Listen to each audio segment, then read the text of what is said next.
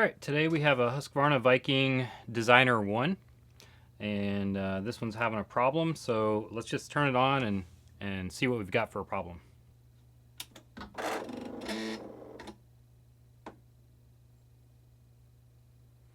Alright, so you can see there we have an error says, or this is what you normally see when you start up the machine.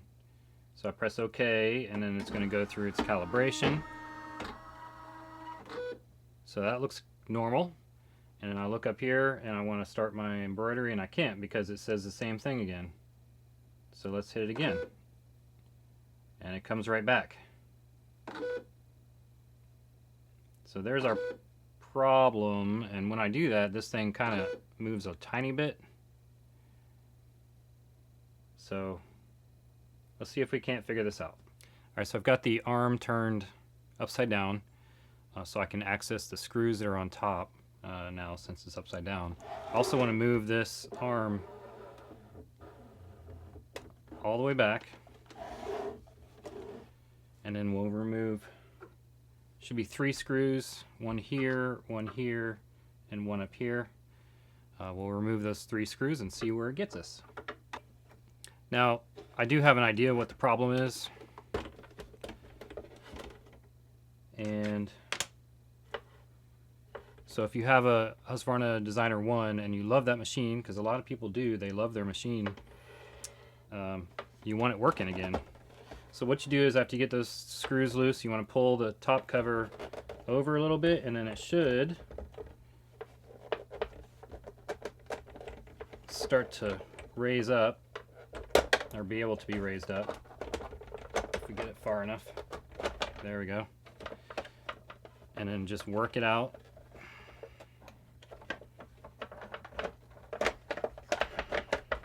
You got tight tolerances up here.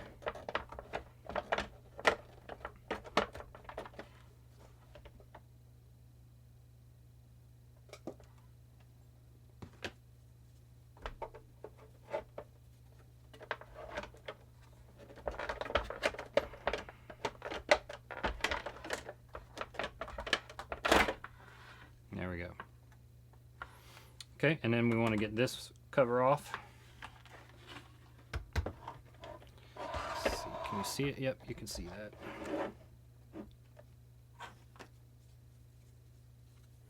By the way, this is part of my pry tool kit that I sell on my Etsy store. You can get there, you can find it on sewingmachinerepairguy.com.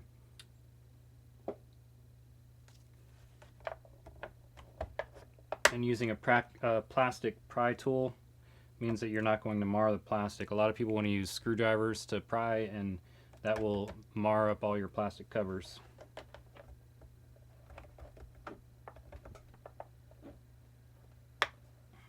So you got 2 little tabs. You got one here and one here on that side, and then you've got one over here. You want to get these 2 off so you can pull the cover down and pull this one over here off.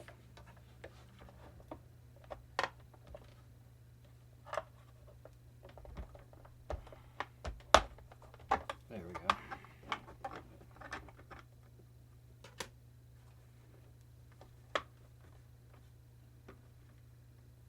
Be very gentle. Nope, something just fell out.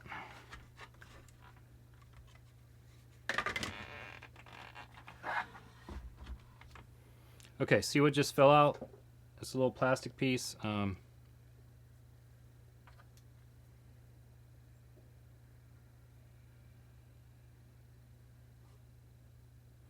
So what this is a calibration stop, and it's attached to this gear right here. And what it does, you can see this one is here. So we have one intact, and then we have one that's in pieces. You may notice I recently did one of these, so here's some other pieces from another one that I did.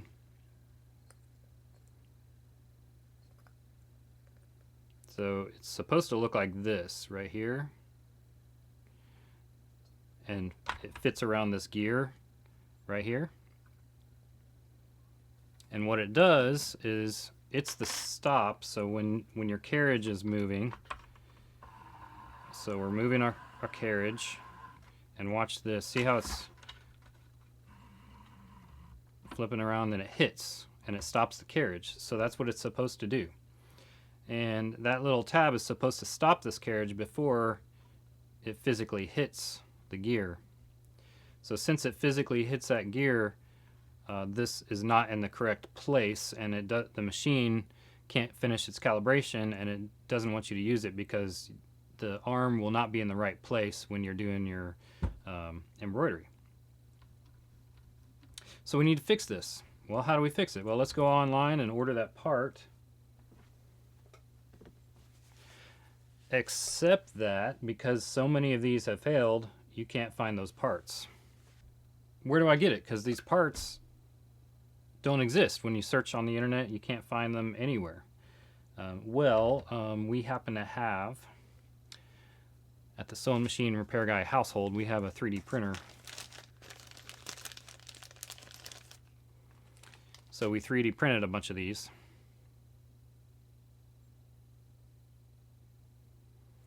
And they are strong.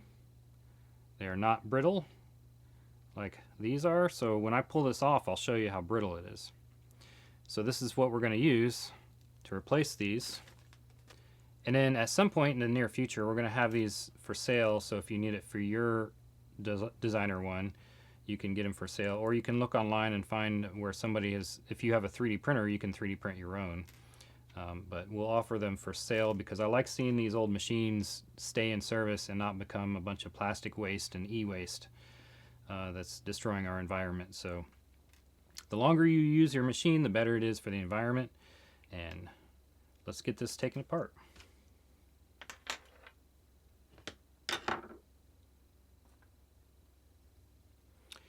So what we have here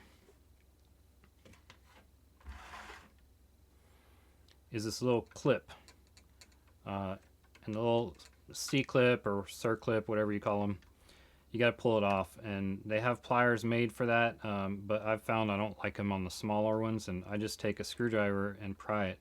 The only thing is they like to fly because they're springs basically, and they're held open, and so when they get released, they spring shut, and then they want to fly off and poke you in the eye and all that kind of stuff. So a little eye protection, and helps an old man see better.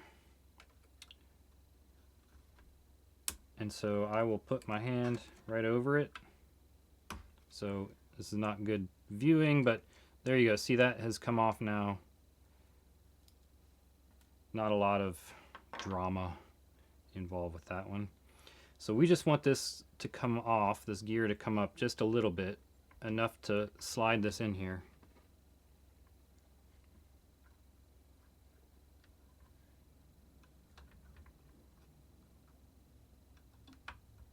And right now it doesn't matter how you put it on.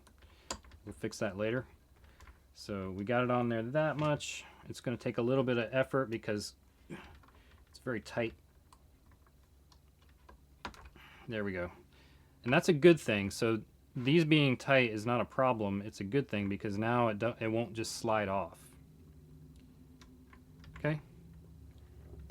So I want to make sure that I've got room for this to spin around and not contact either the belt below or the gear on top. So that looks good. Now I'll put my clip back on, and then I've got a little trick for that too. So the trick for doing this is needle nose pliers, and again it will like to try and fly off and disappear on you. So you have one finger holding it down, pliers, boom, right back together. So that's on there. So now we got to do a calibration. If you look at the service manual for this, which I was able to Google it and find it online, it is possible to find them online. But what you want is, when that contacts, you want to be 2 millimeters away from, and this is the part that's kind of difficult to see in the manual, and it's difficult to see when there's hair and grease. But right in here, there's a little stop. There's a metal stop, which is what stops that carriage. It's down inside. So I will try to show it to you here. If you can zoom in, there's a little metal piece that's bent up, and what it does is it stops that carriage. That needs to be 2 millimeters away from the carriage.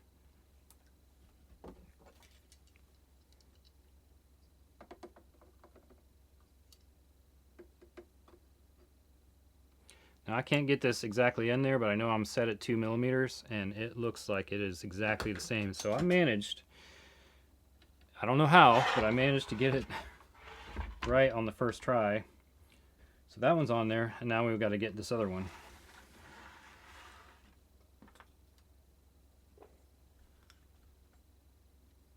I'll show you why we're replacing that one.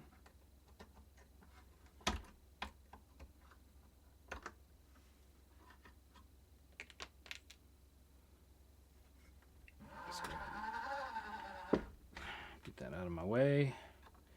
Pull this up just a little bit.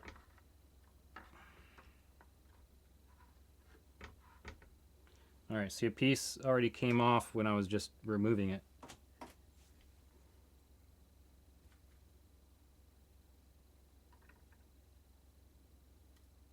Yeah, a little piece came off. So there's an intact one.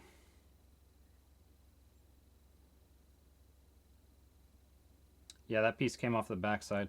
So I'm not going to crush this, because we may try and make some measurements off of a good one and try and get a better, if it's possible, because this is actually a pretty good print right here, but we'll see if we can get something better. So we're just going to stick it on there.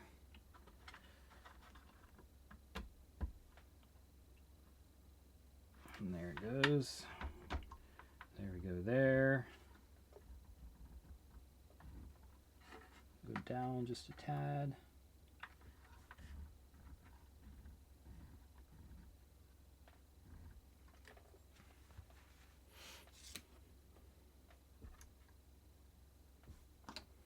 Get our clip on there.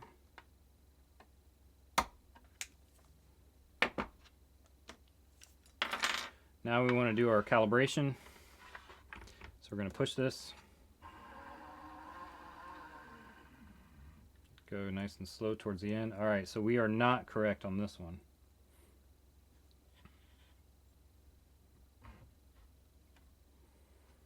So in order to fix that, we need to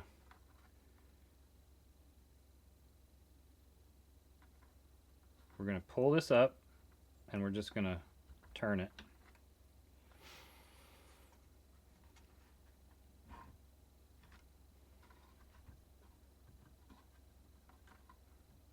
Okay, so now we're right here is where you're looking for the stop. 2 millimeters is about right there. So we need to bring this over. So let's raise this up.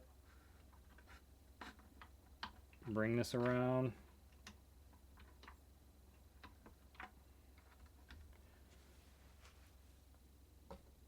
We'll measure. Okay, we are a little bit further than 2 millimeters, so we need to get it closer. So we're going to bring this there. Still a little bit too far.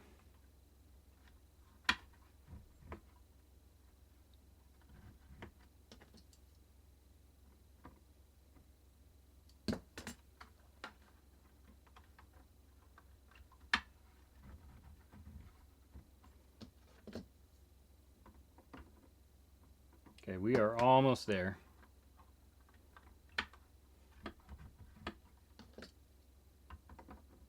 Alright, that is close enough for me. I'm happy with that. So now you know how to install this, adjust it, calibrate it, and you know where to get it. It's eventually will be on my website once I finalize everything and start printing out in mass.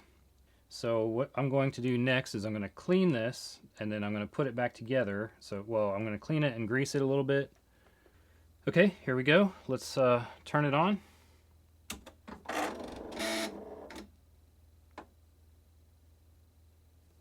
says slide off hoop, clear embroidery arm for positioning, use presser foot R. And I bet you want to see this close up. So I'm going to press that. It's doing its calibration. and it works. We're ready to go to try and embroider something and see how it goes.